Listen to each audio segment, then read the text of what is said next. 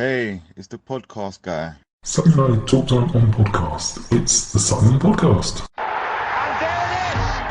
Sutton United of the GM Vauxhall Conference have put out First Division Coventry City, winners of the FA Cup themselves less than 2 years ago. And what a moment to enjoy for the fans of this Surrey side. They've had their moments before, but never one like this. But the whistle goes down. Delight for Sutton United. Sutton United from the National League are through to the last 16 of the FA Cup. No longer English football's perennial non-league club. A 123-year crescendo reaches a new peak for Sutton United, who are promoted to the Football League for the first time. Hello and welcome to another episode of Sutton United Talk Time on podcast. It's another in the series of the Ex-U's Views. And I'm delighted to say joining me today is Steve McKimm. Hello, how are you? Not bad, Mike, yourself? Very good, thank you. I saw you smiling at various little bits of the intro there. Cannot tell you how much I worried when we got to Wembley and into the Papa John's that I'd have to redo the whole thing because it took me hours and hours and hours. So, so this is just a little series, just talking to some ex-players, people connected to the club, just about their time at Sutton, giving a sort of bit of insight behind the scenes. And it's been great for me to talk to various people that I used to sit and watch playing football. So it's really selfish. But one little bit of feedback I had was from one of our younger listeners who mentioned that it's all very well and good, me knowing who I'm talking to, but perhaps they could give themselves a little potted history, a little bit of who they are, so that people who didn't necessarily see them play know a bit about them. So give us just, not into massive detail or anything, I'm not expecting you to remember every single thing you've ever done, but just give us a little bit of a history, sort of focusing on Sutton mostly, just when you joined and stuff like that. Yeah, well, I've just finished at Margate, so I'd had a knee injury at Gravesend, and my time come to an end there, and I had 2 years at Margate, which were good years. And my daughter was coming to be born, sort of thing, and I wanted to move closer to home. I'd always played further away, so I'd played at Hayes, I'd played at Gravesend, I'd played at Margate, Farnborough, so travelled, and Sutton was on my doorstep, and Jimmy Dack was in charge the year before, I believe, and I know Dacky well, and I spoke to him and just basically said, any chance of me coming down? And he said he was leaving. So I then got in touch with Bruce just to ask him what was going on there. And he told me that a new manager had been appointed. I said I was looking for a coaching role and stuff. And he said he'd speak to the manager and maybe the manager would give me a call. I wasn't expecting anything because I didn't know Doz from Adam, not at all. And I was in my house and I got a phone call from him just asking would I meet him to have a chat about being player coach and what I really wanted to do. So that was how it started. Obviously, I had a chat with him, and from there on, I had some fantastic years at Sutton. That bit does surprise me because I thought Doz knew everyone. He knew, he might have known me, which he probably did, but I didn't know of him, and I wasn't a friend of his. So it wasn't a case that when people like Chris Collins and people like that came with him from Eastleigh, I wasn't one of those. You know, if you like, I was an outsider. He'd obviously spoke to people about me and stuff, and he knew about me, I would have thought. But in terms of myself and him being friends and bits and pieces, and him taking me as a gamble, really, because when you have your staff, you've got to trust them. And obviously, he'd probably spoke to people about me, and hopefully people spoke highly of me in terms of trustworthy, and he's obviously taken that on board and offered me the role of player coach, and that's where my journey started at Sutton United. Cool, lovely. That's sort of something I thought for years, because often when a manager leaves, a lot of the backroom staff leave with them. And I certainly know in our case at the moment, Matt is very, very clear on, no, this isn't me. This has just happened to be me here right now, but there's a whole little team. So it's good for you sort of saying that you have your little group of people beside you because you can kind of know what each other's doing. And I could be going way off track here. Did your assistant manager come with you to them lot? What, Carl Shorten? I've got to say it. I can't say it. Yeah, no, he did. He did. Yeah, yeah. But myself and Barry, we played with each other at Hayes years ago. We're really good friends. Our families are very close, and like I say, that works hand in hand. And I can trust him with anything, and likewise. So I think when you build a team, a management team, as well as a playing team, there's got to be a lot of trust involved. And if you can trust the people you're working with, you got half a chance. Yeah, it's lots of teams. I mentioned to you, I'm doing some training myself, nothing to do with football, but I'm doing a whole leadership management thing. It's all about building teams. And I'm just literally, every time they're saying, give examples, I'm going, okay, there's a football example. There's a football example. I'm like, I really need to stop this because I'm not involved in football. But we're going to focus specifically on your sort of time at Sutton. Obviously, we'll have a few digs about. Not really. It's only really one or two people that even still remember us time playing Carl Shorten. But from your time at Sutton, what's kind of like your favourite memory? What's like your go-to memory when you talk about your time at Sutton, either playing or off the field? It'd have to be getting promotion. That'd have to be the first one, because over a league season, actually winning a league is some achievement, and to be part of that, it was great. We missed out a couple of years before that. Our first year, Staines, as Doz alluded to as well, we weren't ready for that. We got a last little push, but the team and squad weren't ready for that semi-final, and Staines were by far the better side on that night, and deservedly went up. And then we had the Kingston battle, when they beat us at our place, 4-2 I think it was, but Robbie Traynor scored 2 fantastic goals that night. That they hurt, but we had the character, and let's say it, we had the leader to get the players in and motivate us to go back again and to win that league quite comfortably in the end against some big teams. That sticks in the memory as the best one there. But we had some good cup runs as well. We had some really good cup runs. Seemed to play Notts County an awful lot, but it was it was good to get to them first round and get the exposure that obviously Sutton have gone on to bigger and better things now. But at that time, it was 88 the last time that the exposure was there for the FA Cup, and it's something that you hold in high esteem, because you don't forget those moments, and it's very good. But no, that winning the league has to be up there with the best of them, because it's great to win things in playoffs and that. But when you actually win the league, you haven't got to worry about the playoffs, because you're already up and your celebrations are done. There's two things there. We wouldn't know anything about winning things in playoffs, because we're historically awful in playoffs.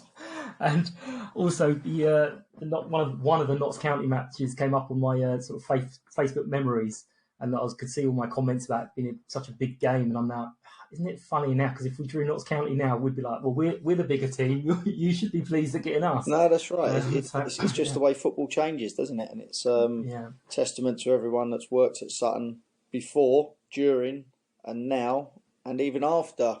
When people do go, it's whether it's the board or whether that's the management or the players, it will continue, because it's a well-run club.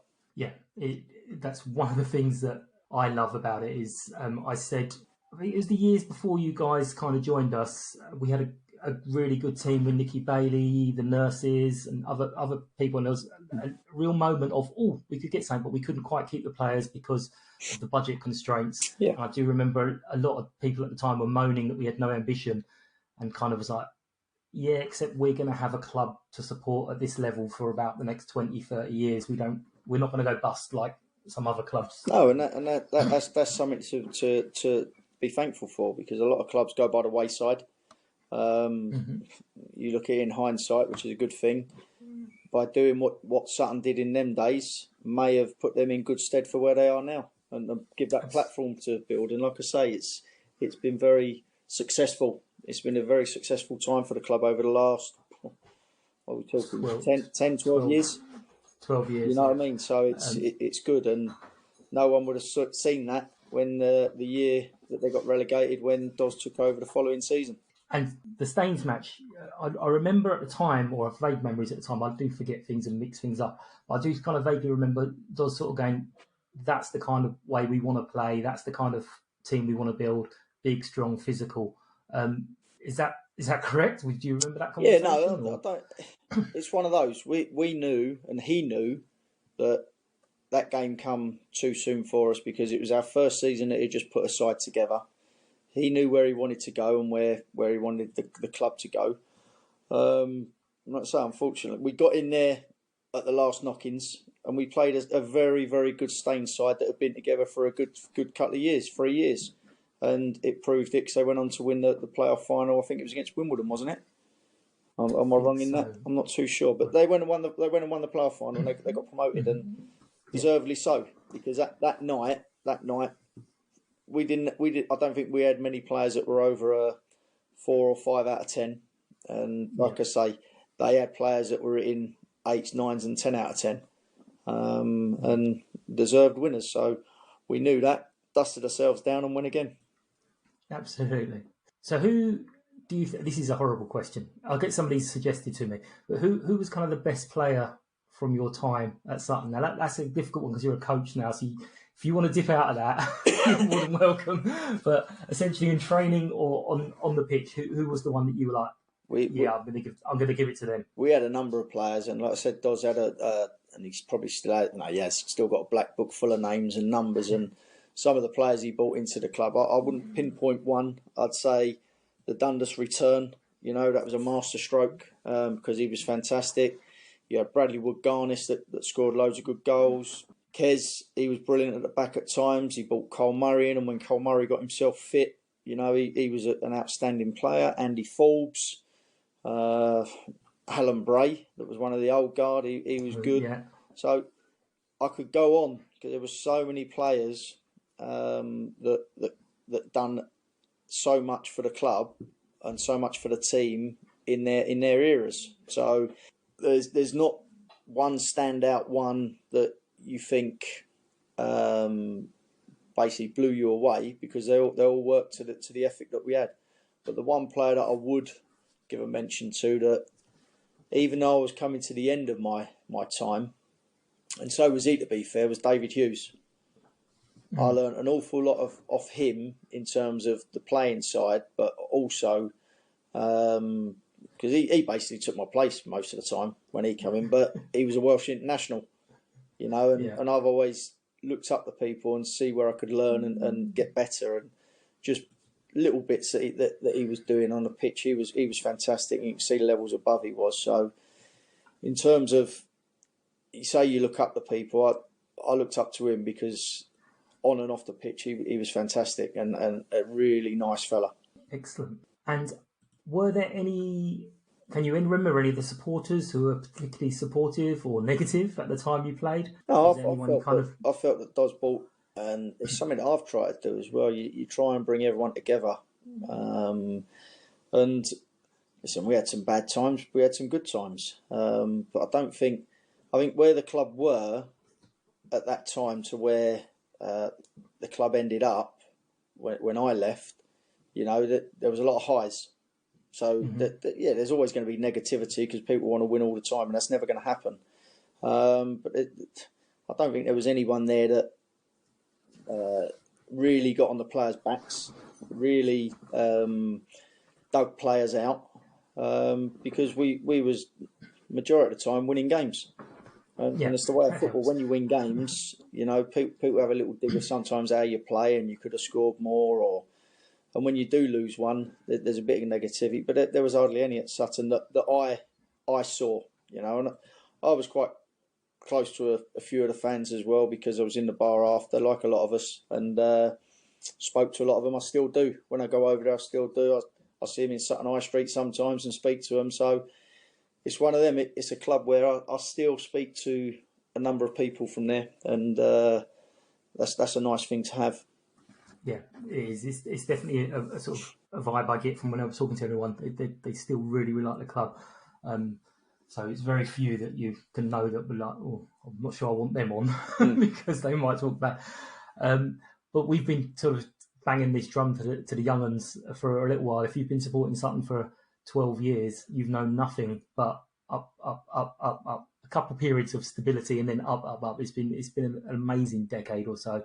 No one would have thought it, as you say, when Jimmy left, we were kind of looking the other direction, thinking, oh God, how far are we going to drop? Thank you for taking the time to listen to Sutton United Talk Time on podcast, the Sutton Podcast. If you are new to the show, hello, and you are very welcome. Hope you enjoy what we do. It's a very simple format. We get a few people on to talk about the game that's just gone, and then we preview the next game coming up. We are available on most podcast platforms where you can listen, rate and review. If you find that we're not on your preferred platform, please let me know and I'll sort that for you. If anyone would like to support the podcast, you can find out how with more information on the website, which is www.suttonpodcast.com, and there's a tab where you can find out how to be a guest as well. Please find us on Facebook, Twitter, Instagram and TikTok with the username @SuttonPodcast. Every like, follow and share is really appreciated. Hope you enjoy the rest of the show. Thank you. I did like this question that was put forward. Are there any stories from the training ground or dressing rooms or nights out that the passing of time now allows you to share? You don't have to name names.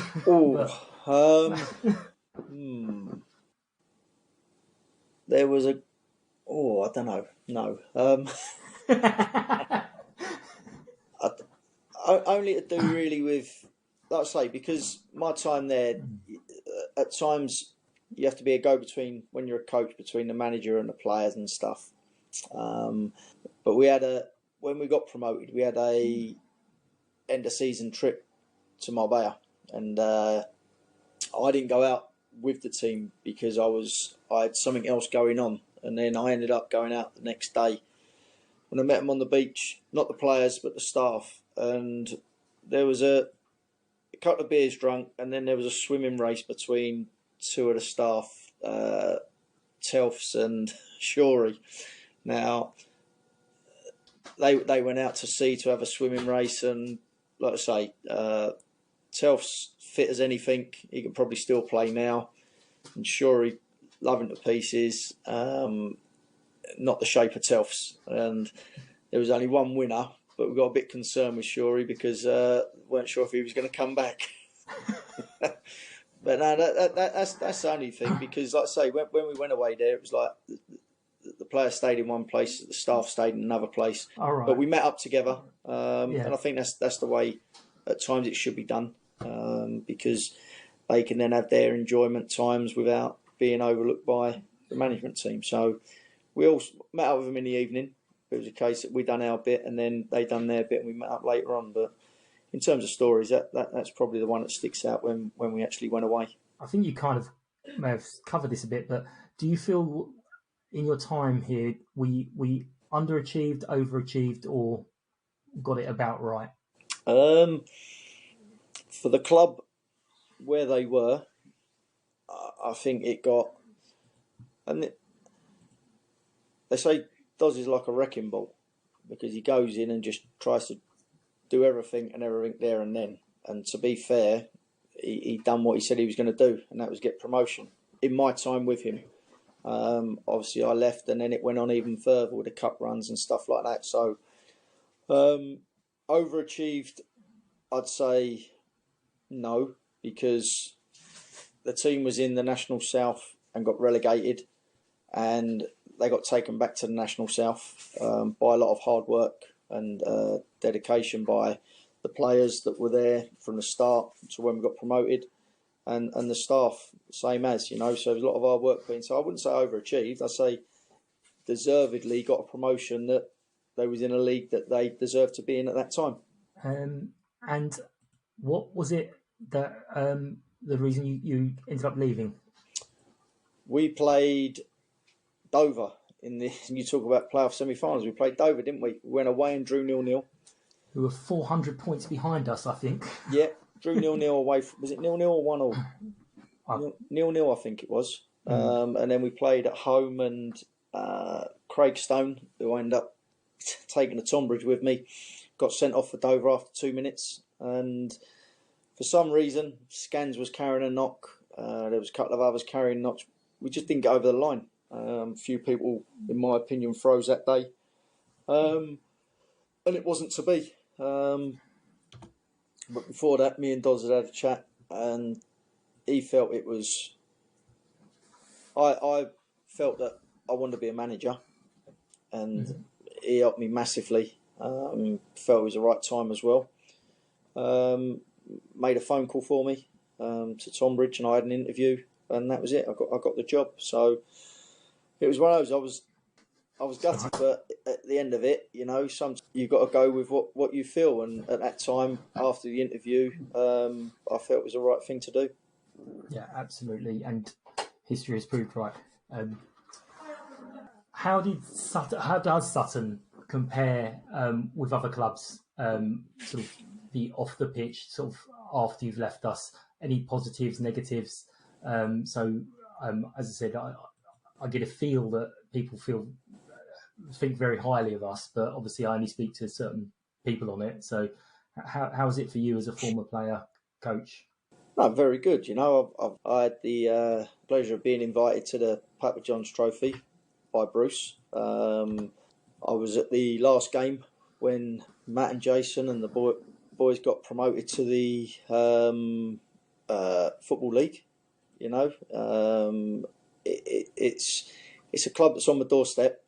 So I was lucky, fortunate enough to be a player and a coach there after many years of travelling away.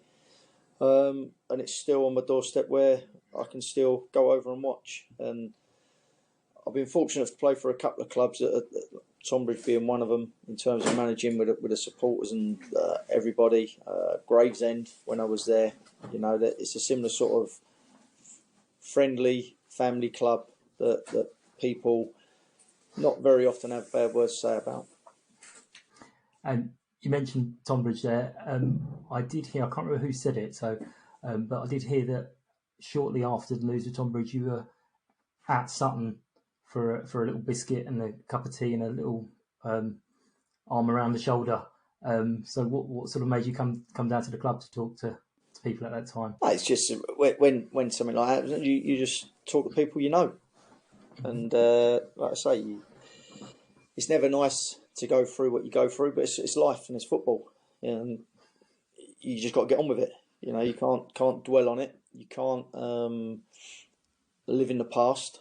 You can appreciate what you've done for people, whether that's reciprocated. It's a different matter. But I know what I'd done at that club. On the resources that we had, and it's no different to when I was at Sutton at the start. All that stuff sticks in the bank with you, but you got to move on. And when you move on, you've got to just make sure that you don't live on what you've done. You try and achieve more. Yeah, I'll say it for you. It was rubbish, and it was just come out completely out of the blue, and it was. Could have not understood because it's difficult anyway. But if it'd been a terrible run of results or something, it was like, okay, that's expected. But this was just like, sorry, what happened there? But you're now at a club on your doorstep. Yes. So you've got a lot of Sutton fans with very mixed emotions, wishing you very well, and then realising how well do we really want him to wish.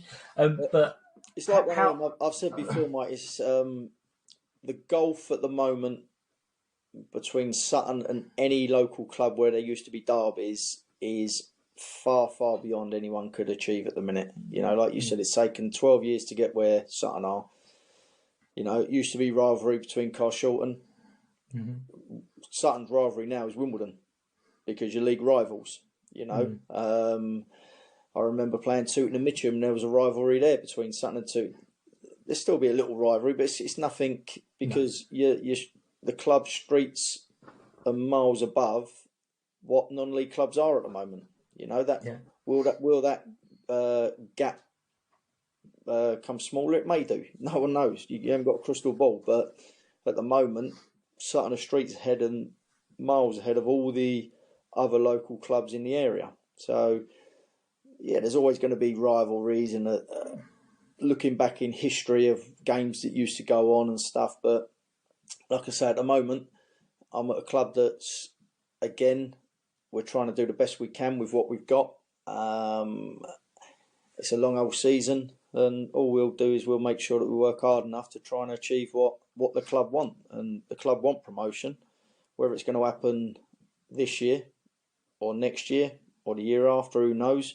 How much time's given to myself and Barry, who knows? It's just the way football goes. So what you got to do is just take the old cliche each week as it comes, play each game as it comes, and then see what happens after that.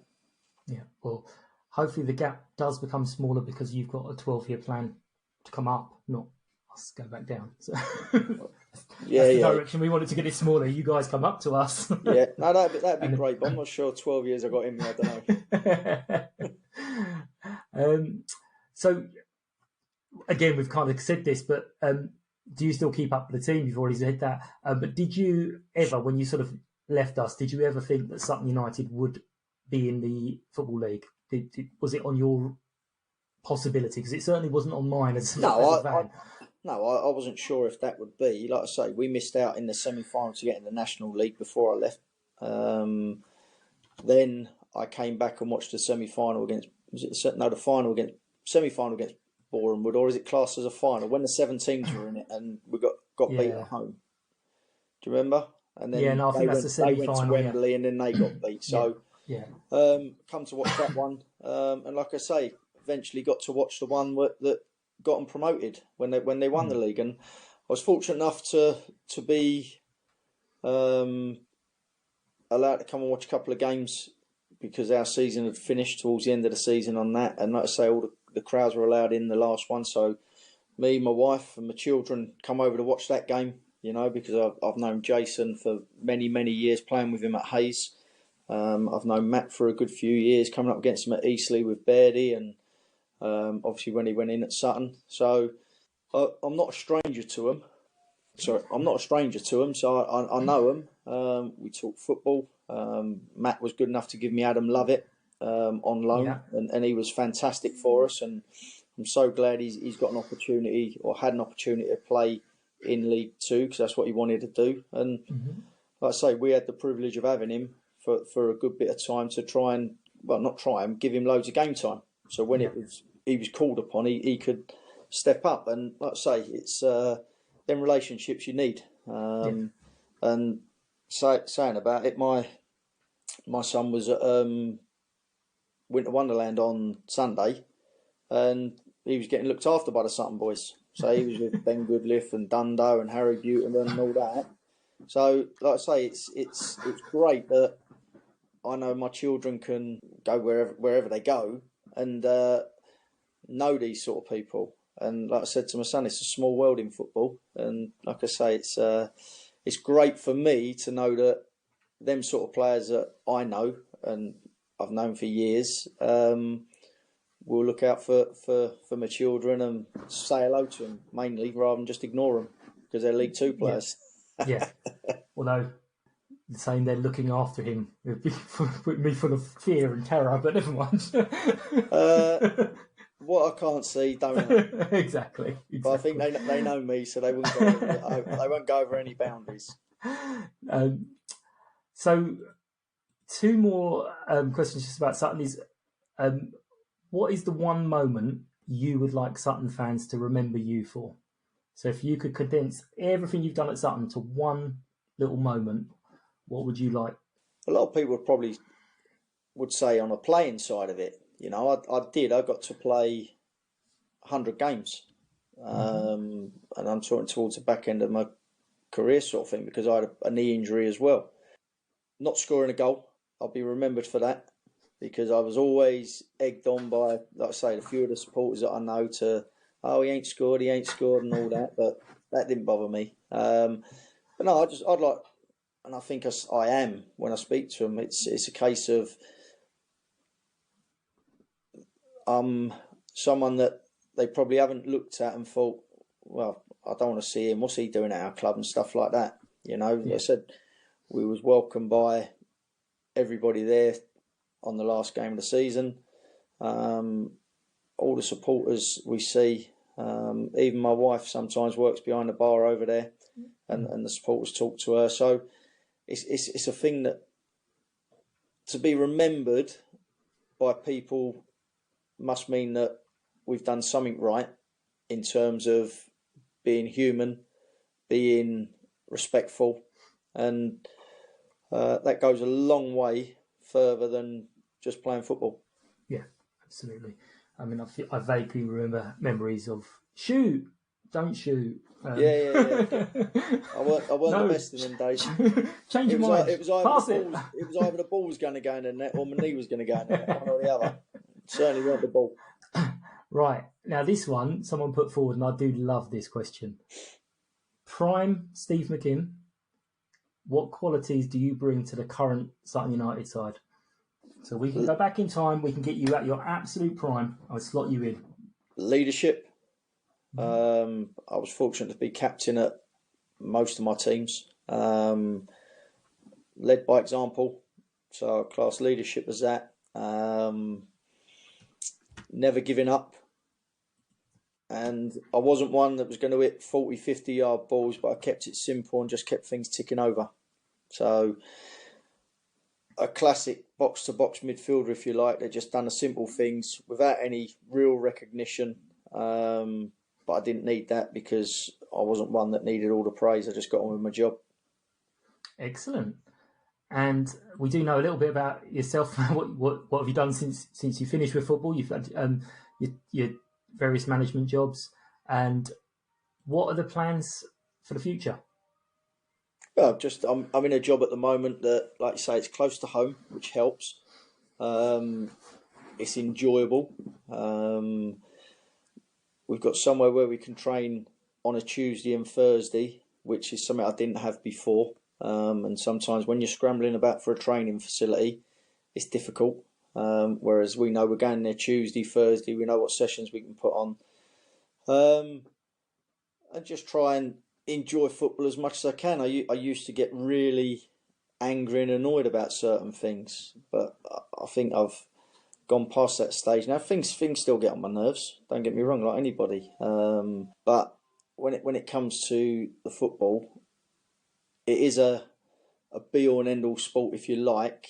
But on the other hand, it isn't, because you wake up the next day and you've got another challenge to go through. So always just always look for the next game or next training session to improve on what you've done or not done in the previous game. Excellent. Thank you very, very much for your time. It's been a real pleasure talking to you. And thank you for everything you've done at Sutton as well. And good luck. I genuinely, I wish you great success. Go on, you can say it once.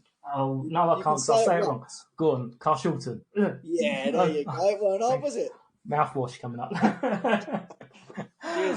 Yeah, I was actually down there a few months ago watching the Our Ladies side, and it was just a very surreal experience, sort of standing back on the terraces there. But yeah, it is games that we miss. I'll be honest. There's like, especially when you see the New Year and the Boxing Day and New Year's names comes out, it's like, oh, I used to like them. They used to be really, really good. Good battles. But yeah, absolutely. But genuinely good luck with it. And we'll stay in touch and look out for your results. Thanks, Mike. Cheers. Thank you. See you later. Ta-da, mate. United!